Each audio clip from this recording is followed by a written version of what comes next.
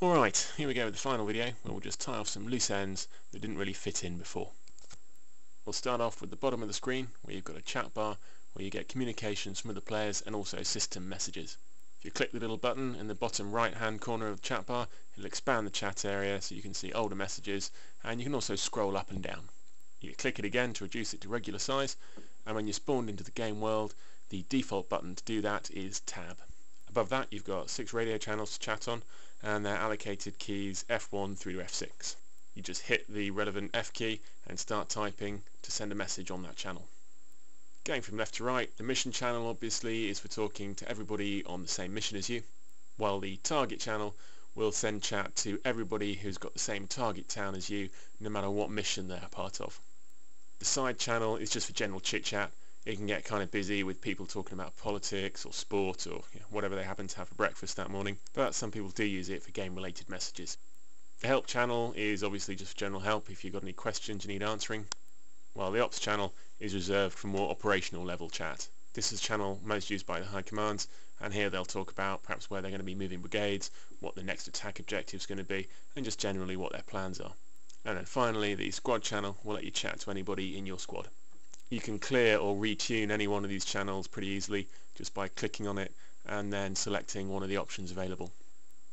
Of interest here is the custom channel. Select that and it allows you to give a number or a name to your channel. Some of the numbered channels are reserved for a specific use by common consent. So for example, if you're playing for the Allies, then channel number 55 is the air channel. Most pilots will have 55 tuned in, and it's just a way to speed communications. And it also allows guys on the ground just to offer up targets.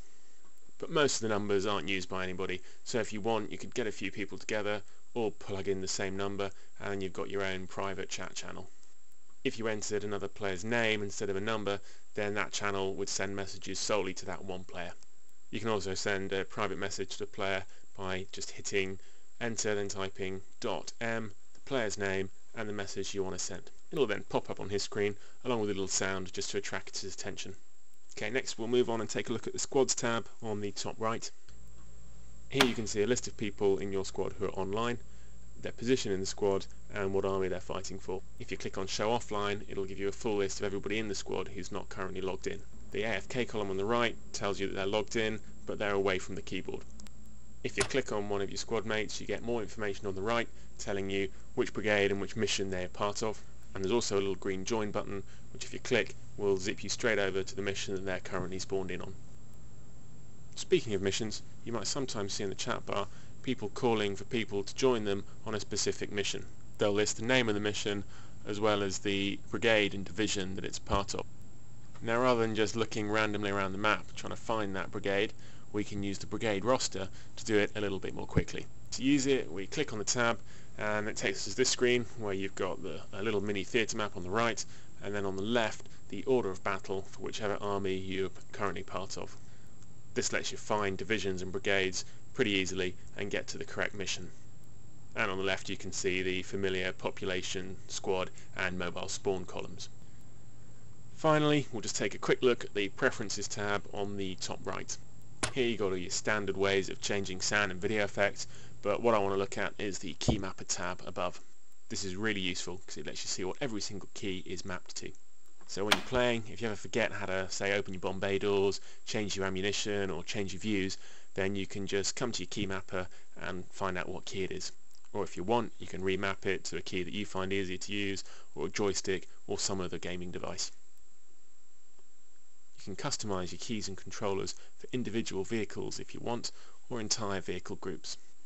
Any changes you make to the default will be highlighted in yellow, but just remember to click on the Save Changes button, otherwise it won't remember it if you just click the back key. If you are using a joystick, you'll also want to make sure this little drop down box here is set to with joystick for whichever vehicle you want to use it with. And on that note, I can say we are done. The final video is finished and you should be ready to go with a basic grasp of what's going on.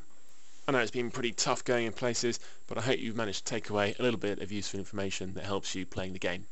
If you're slightly less confused when you log in and you're able to find some action, then I've achieved my goal. As a final tip to leave you with, on the off chance that you end up making friends with somebody, or more likely you just want to keep tabs on another player, then you can add them to your friends list by typing .friend and then their player name, and you get a nice little message telling you whenever they're logging in. And that's a nice way to keep track of friends and enemies alike. So now you know what you're doing, go play and have fun, and if you've enjoyed this video, then I'd appreciate it if you avoided killing John 8798 when you're on the battlefield. Thanks for watching.